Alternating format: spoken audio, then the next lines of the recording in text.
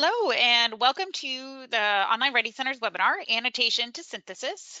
My name is Dr. Heidi Marshall. I'm the coordinator of our Online Writing Center and also adjunct faculty here at the Chicago School. And I'm going to walk you through today's presentation. Just a quick overview of what we will be covering. We're just quickly going to cover what annotation is, so the definition of what an annotation is, doing the same with synthesis, and then talking about the differences between the two and how we achieve synthesis rather than annotation. And when we talk about synthesis, we're going to be doing that in the context of critical reading and note taking, source and concept organization, as well as some additional writing tips for synthesis. So let's first talk about annotation. An annotation is a detailed summary of the source that you read, and that source might be a book, a chapter in a book, an article, perhaps a web page, really anything that contains information, a textual based unit of information. Okay, and you write a summary of that, and the summary tries to capture all of the information in that particular document. All right, and you are going to, in that summary, provide enough information to rationalize the inclusion of that source in your own work. So in addition to summarizing it, you might, in an annotation, you might also be tasked with adding a sentence or even a paragraph related to why this source makes sense in the context of your own work. So annotations often have multiple parts. And what is the point of doing an annotation? An annotation is usually a component of a longer annotated bibliography where you have a list of several sources that you're going to be including in a research project, a research paper, or your dissertation or thesis literature review. And the reason we do this is it really helps you to organize your thoughts about the sources to make sure that you're thinking critically about the key and critical information from that source. And again, how it fits into your own writing and your own research project. It's going to help you to discern which resources you will actually include. So you might be writing annotated bibliographies throughout your degree program or throughout your course, and then realize, that a source or two maybe just don't make any sense to include, and that's okay. You wouldn't really have known that otherwise unless you had done that work to take the time to critically summarize it and critically analyze its importance to your project. An annotation, particularly the annotated bibliography, is really the pre-work of a literature review, but it is not in itself a review of the literature, right? It's really just a string, again, of article summaries and your own critical thinking related to how the information in those articles are going to relate to your own work, how you are going to weave them together. But again, in and of itself is not a literature review. What you need to review the literature, to write a critical review of the literature, is the concept of synthesis. So synthesis, different from annotation, is the integrated critical representation of the most relevant and current knowledge on the topic. It combines your summary and paraphrasing, so all of that content from the annotation, but it adds critical analysis, comparisons, contrasts, evaluations, and you take all of those and you develop what's a cohesive, holistic picture of your topic or the rationale for your topic, which is really the point of a literature review.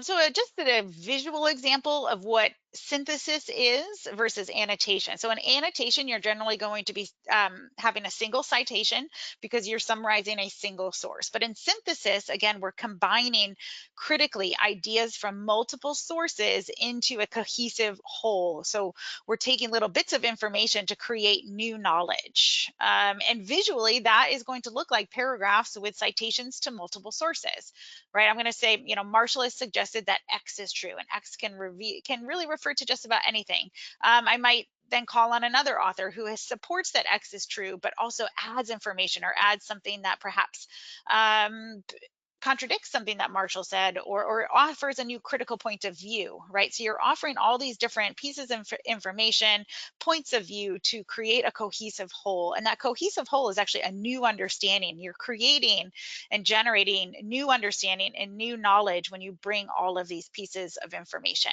together. So again, in short, a well-synthesized paper should leave your reader with a holistic, sense. So again, that it's a whole that the writer has conveyed in his or her own new ideas and has a chorus of support. So think about your own role in the differences of these two. When you're creating an annotation or an annotated bibliography, you are very much a passive reporter of ideas. However, when you synthesize, when you get into reviewing the literature, writing a literature review, and engaging in this active synthesis, you become a more active participant and engaging in what we call the academic conversation. So as an active participant, you have a few roles. You're going to be a little bit of a detective, right? You have a research problem and you need to go find the information needed to solve that research problem. Some of that information is going to be your own data collection. However, prior to that, you're going to collect information that already exists. So you're going to be drawing on those key ideas from the literature, connecting the dots, so connecting the ideas into a logical narrative to try to solve that problem. So that's the work of the detective. As you do that, though, you really need to, as I've mentioned already, be very critical and analytical about how you're connecting those ideas, making sure you're doing that in a logical way, that you're not making leaps in logic, that you're not making assumptions, and you're not bringing in your own biases, right? So you have to be very critical and analytical.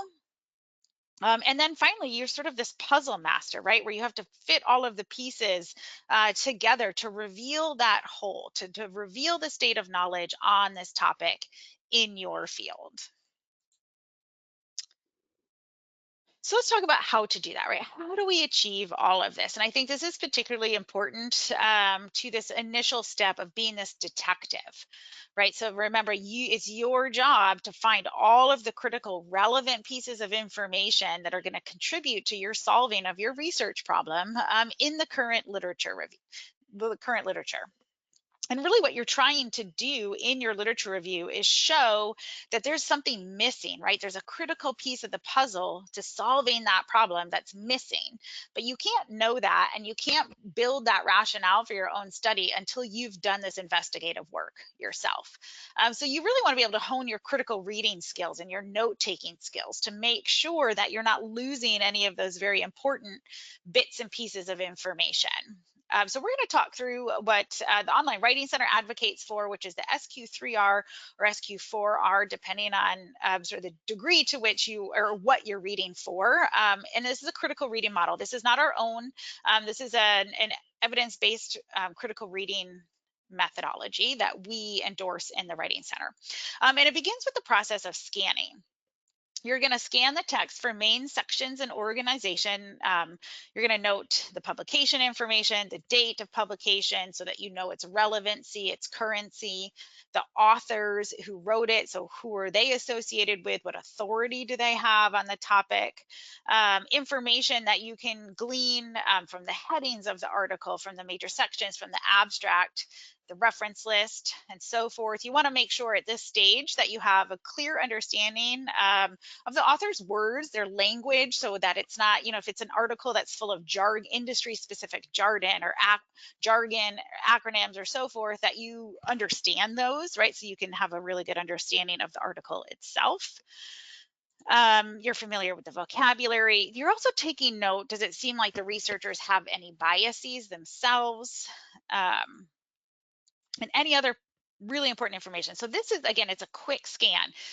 You're not actually diving into reading yet. You're looking at the title, the abstract. You will read the abstract, the headings, again, skimming the language, right? Trying to figure out as much as you can. This is going to give you a really good idea of an article's relevance almost right away. But it's also going to give you a really good idea of where this might be situated, right? Is this something that's going to be endorsing an argument that you're trying to make? Is it something that's offering a new point of view? Something that's offering a critical standpoint? So you want to take notes of all of these. Your next step is to question. So prior to diving in, you want to think about this a little bit like if you practice yoga. Yoga instructors will often, ask you to set an intention for your practice or for that class. You want to do the same thing when you're reading, right? Have a specific intention for reading the article that you're about to read. and to write down the questions that you have, right? Are you reading it for content, because it's the content area is something you need to know about more about? Are you reading it because it has a methodology that you want to learn more about? Are you reading it because it has a theoretical framework that you need to learn more about? So what are you expecting to get out of it? What are you hoping to get out of it? Do you have questions about the author's purpose? How are you going to relate it to your own assignment? So again, have that clear intention for what it is you want to get out of the article before you actually jump into reading it. But then, of course, you do need to jump in and read. You want to read the text in full. I will say, when we say read the text in full, if we're talking about an entire book, you might not be rereading a book cover to cover, right? You might be kind of reading selective chapters in that book, even sections from a chapter. Even in a longer article, you might be reading a particular section. But when I say read the text in full, when you have identified what are the critical components of whatever it is you are reading, you do want to read that in full so that you can identify the main ideas and details that support those ideas. You want to make sure that you've dedicated the time needed, right? So be realistic about how much time it takes you to read critically. Make sure you've set aside that time. Because you've already done the scanning and the intention setting, you should be able to read it just once, right? Sometimes you need to go back through and read again, depending on the level of reading that it is. If it's a higher level written for a very nuanced audience, you might have to read it a couple of times. But generally, you should aim to read something just once and in depth while taking notes. And again, this takes time, so don't feel pressure to read quickly. You will have already done that initial scanning or skimming, so you should feel comfortable diving in and knowing where you need to dive in to that source.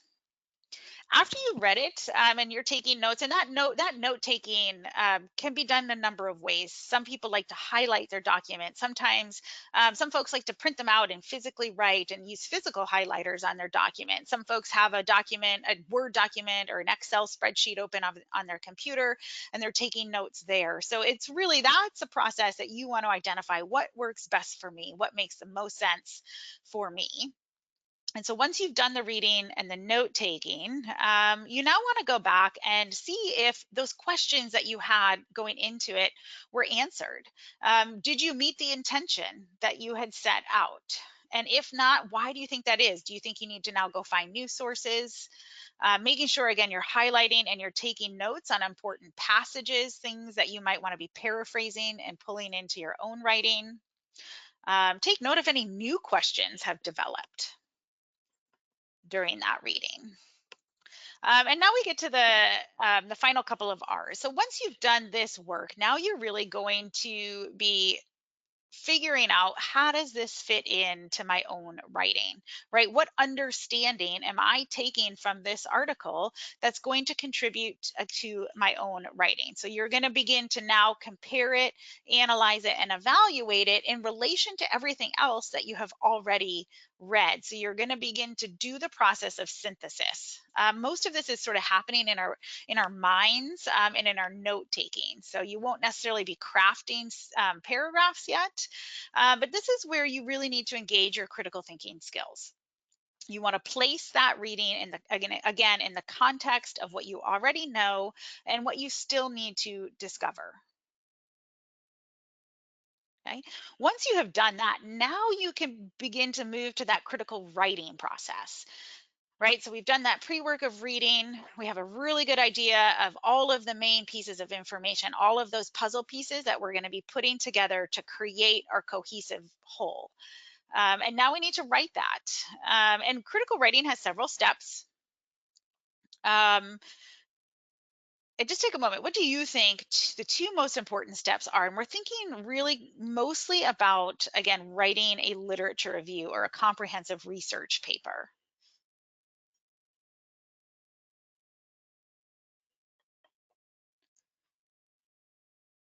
What we advocate in the Online Writing Center as the most important steps in the critical writing process. So what we say when we say this, we say when students don't do these steps, this is what tends to lead to the most problems and revision after revision in their writing. Is they fail to outline your ideas. So taking all of that critical thinking that they did and putting it into an outline. When you don't do that, particularly for a literature review, you can end up with a really convoluted sort of series of essays that don't have cohesion, that don't have that logical development of ideas. And then also the failure to revise, to think, to go back and read critically, and revise in a critical manner so that you are making sure you're obtaining that logic, and flow of ideas, and that you're really telling the story of, here's what exists in the literature to solve my research problem, and here's the missing piece. Here's where my study is going to fit in. To do this process, so to do that, from moving that process of moving from the critical reading and thinking into the critical writing, there are several tools at your disposal. I strongly recommend, as I mentioned a little earlier, that you have a place, a single unified place where you're taking notes. And this can be in a Word document, an Excel spreadsheet, in Microsoft Office 365. A lot of students are using OneNote capabilities. So wherever it is, make sure it works for you. I recommend making sure that you have a place to take your notes that you can access across multiple devices. So you're going to find sometimes you're just maybe sitting on the sidelines at your kid's soccer game, and an idea comes to you, or you realize that you sort of make a connection between something that you read the night before, and something that you had read that afternoon. This happens all the time, right? The critical thinking process is ongoing. It's not isolated. You don't tell your brain like, okay, I'm going to focus on school from 3 to 5 p.m., right? If you have information floating around in your head, you're going to be having those critical thoughts at moments when you least expect it. And so I really, again, recommend have a place where you're taking those notes that you can access across devices.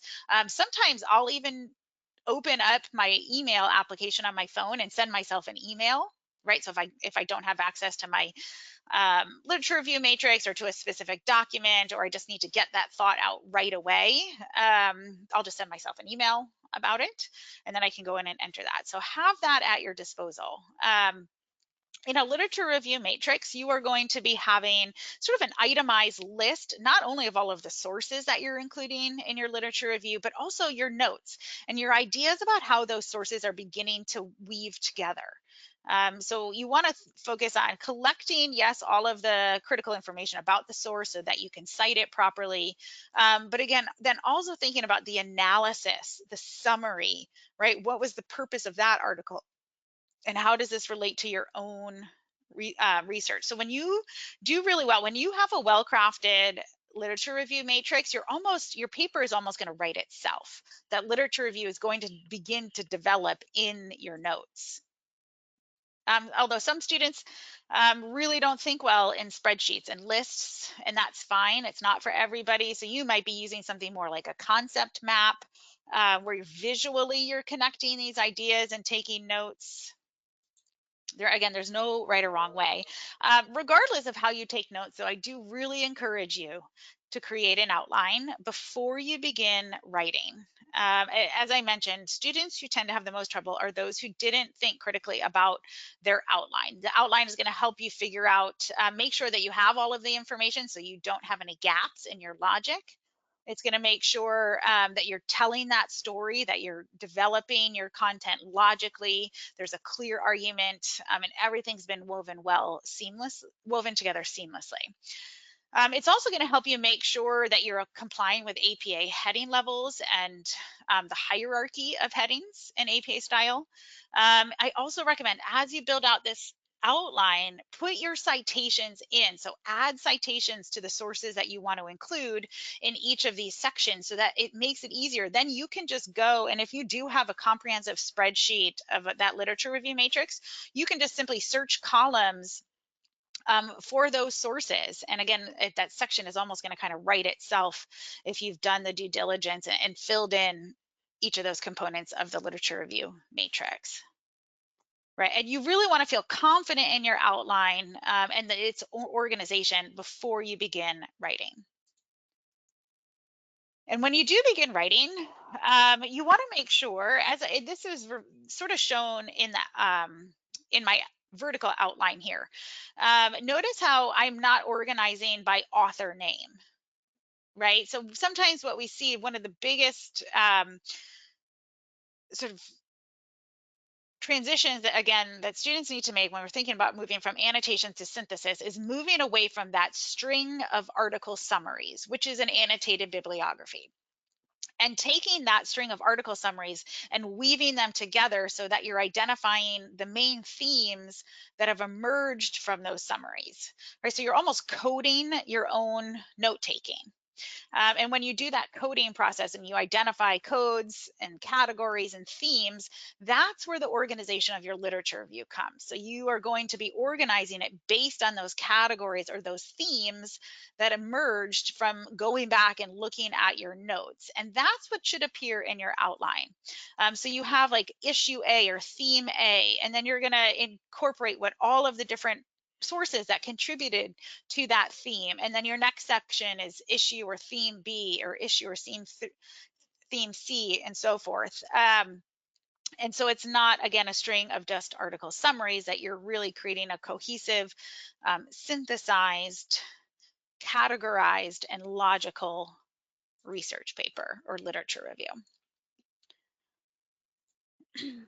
So just to sort of reiterate, remember, a summary, this is a broad overview. It's in your own words, so you're not directly quoting, but a broad overview in your own words, your own sentence structure of the main information, all of that important information. I apologize for the spelling error there. A paraphrase is an articulation also in your own words and your own sentence structure of an important page, section, paragraph, or idea and a source. So a summary is capturing the whole. A paraphrase is capturing a small component, sort of one of the most critical or important pieces of that whole. And then when you synthesize, what you're doing is you're bringing together that important summarized, paraphrased information and you're transforming it into a new interpretation. It's resulting in a greater understanding of the topic. And really that greater understanding, again, is you telling the story of, here's the information needed to solve my research problem, and here's the critical piece that's missing, and where my study is going to fill in.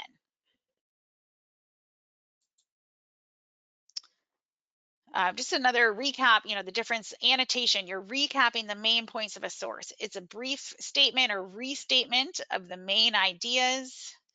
You describe those main ideas, and it's really faithful to the author's original ideas. But in synthesis, it's an integrated essay where you're bringing in multiple sources. It's a complex whole. Right. And you also get to now add your own analysis. Remember, your literature review also is based on your own intention.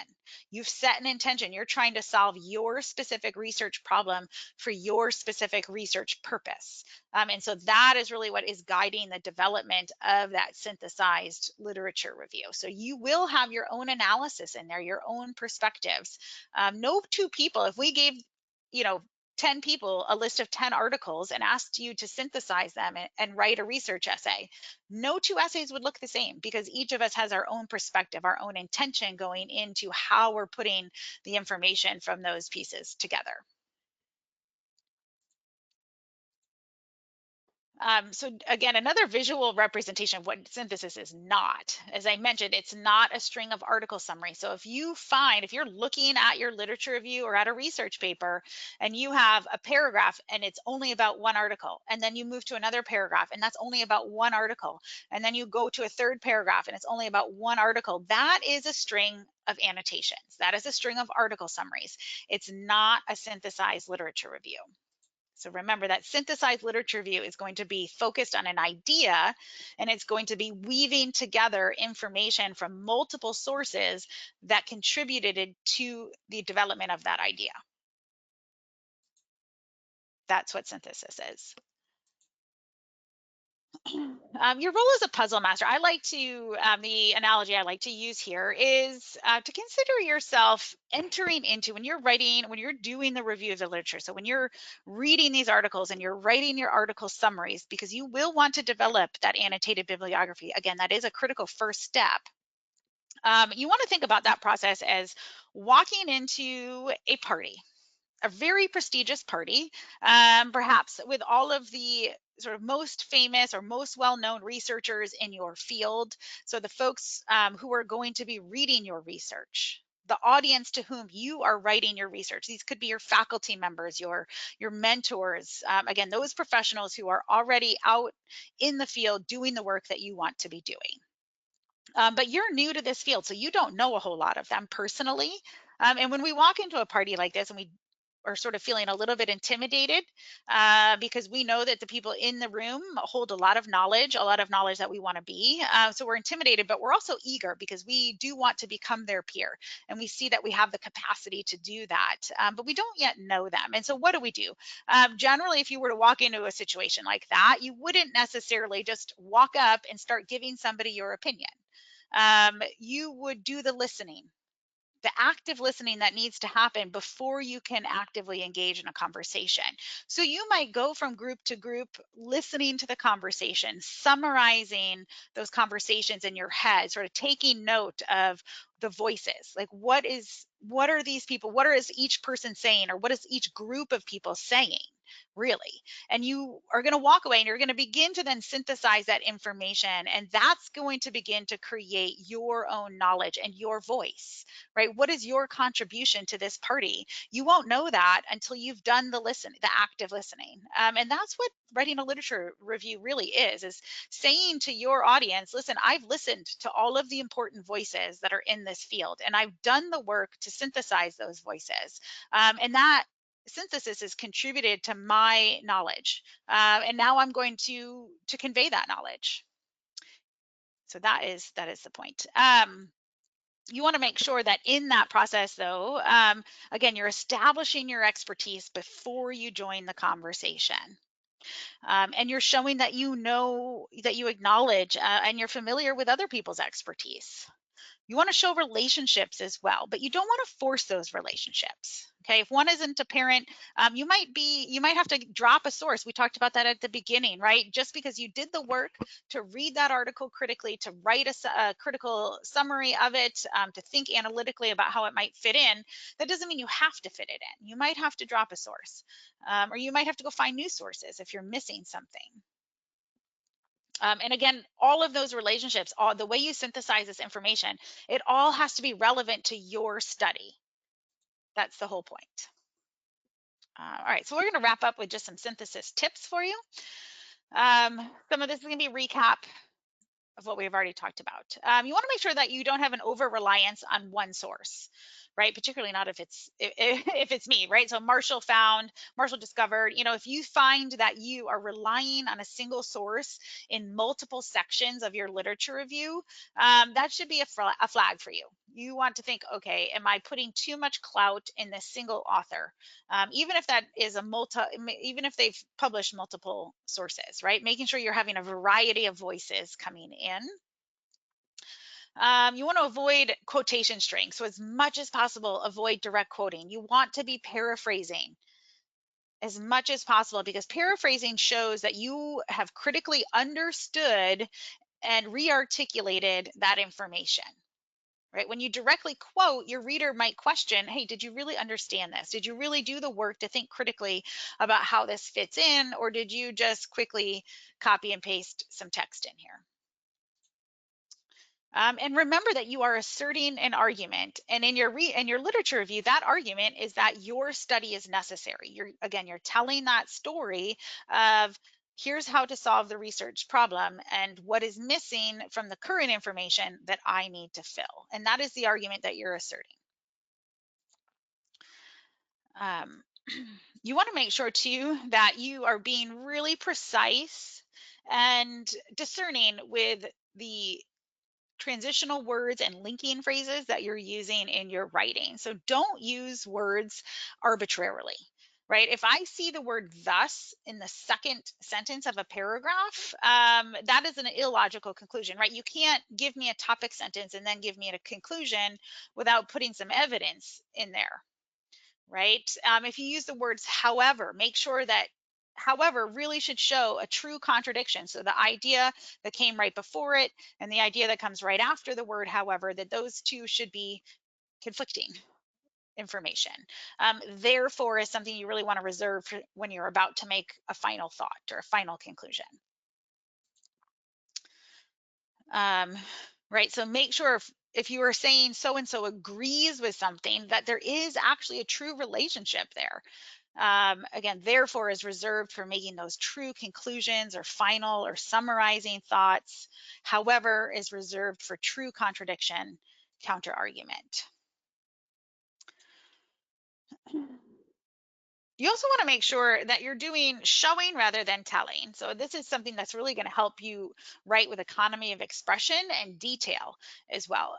So rather than saying studies have shown something or in recent research, such and such, right? You want to be specific. So name the source, cite that source, be specific about why you think the source shows this particular point, and provide that detail. That evidence is so critical to building that argument, for creating that, for building that rationale that we've been talking about. So you want to move from the telling to the showing. You also want to avoid what's called circumlocution, or in more concise phrases, trying to sound smart. Right, I'm not going to try to read this sentence, but you want to make sure you're using short, simple sentences, that you're being concise and to the point, being straightforward. Don't use a thesaurus, right? Rely on your own vocabulary. Rely on the vocabulary that you're reading in your sources. Okay, because the second that you try to sound smart or to write like an academic, generally you're going to probably produce a sentence that is very confusing, convoluted, or perhaps even illogical.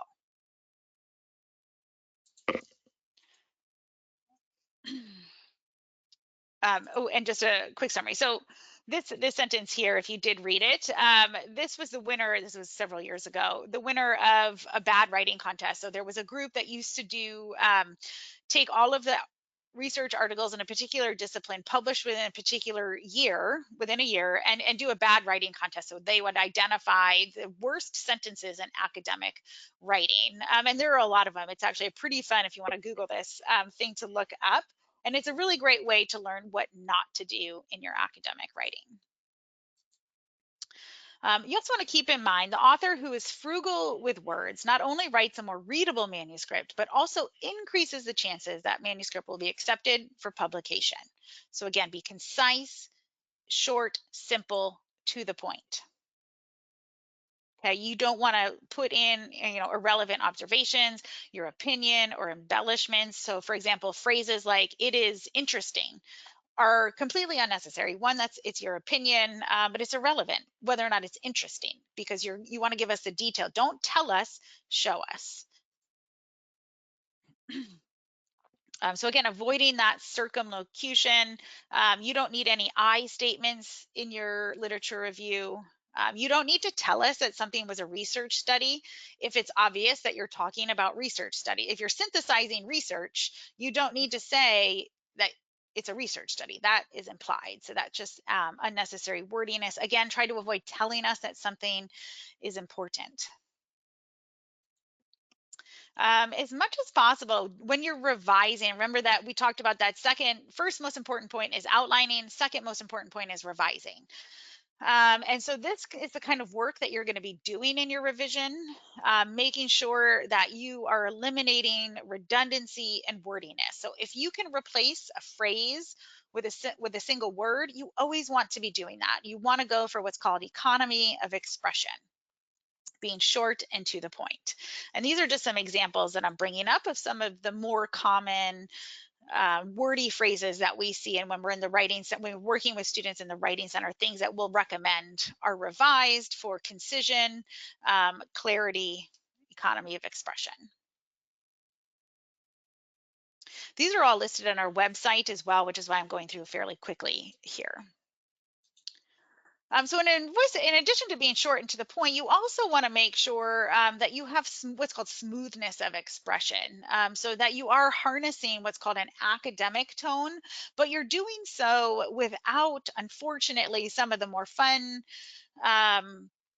tools that we can use in creative writing, right? Where we we're unfortunately we're not writing suspense novels, we're not writing mystery novels, so we have to be to the point.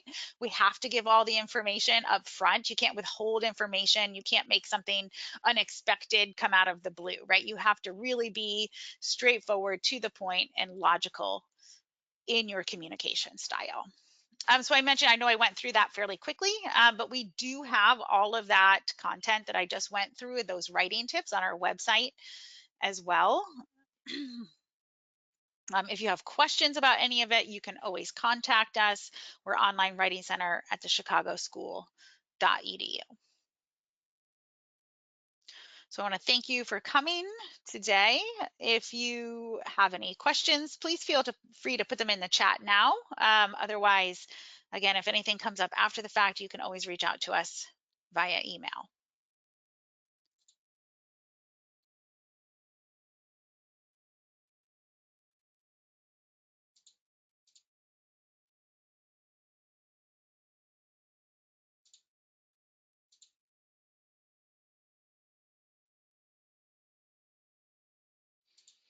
All right, well, I don't see any questions coming through, so thanks for joining today. We hope to see you again soon.